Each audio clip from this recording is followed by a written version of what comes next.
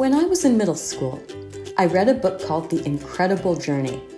It's a story of two dogs and a cat who trek through the Canadian wilderness to be reunited with their human family.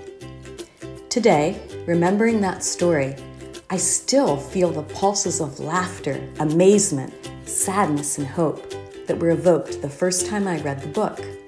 The power of the story and the emotions that came with it inspired me with new ways of thinking about the relationship between humans and animals that resonated throughout my life.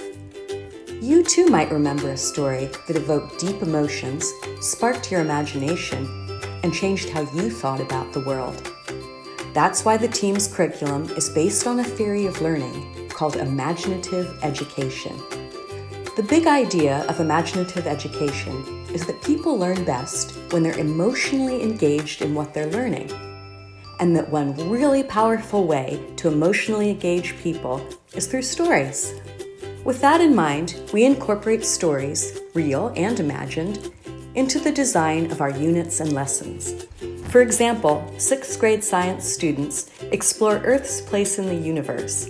Our tie-in teams lesson is based on the real-life story of the Apollo 13 mission. 6th graders also study body systems.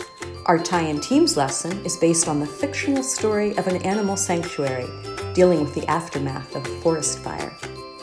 According to the theory of imaginative education, people go through 5 phases of understanding as they grow up, with each phase corresponding to their language development. Stories with certain elements, called cognitive tools, are particularly engaging to people depending on what phase of understanding they're in. While there are 5 phases of understanding, we focus most on the second and third, mythic and romantic understanding, because middle schoolers are in the midst of these phases. Mythic understanding is based on the use of oral language.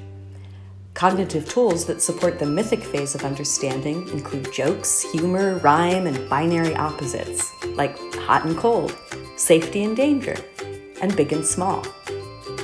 Romantic understanding develops with the acquisition of written language. At this age, often around middle school or early high school, people are beginning to understand there's a world around them and that they aren't the center of the universe.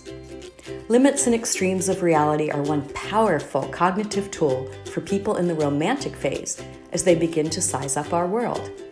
You might have seen a middle schooler obsessing over the Guinness Book of World Records.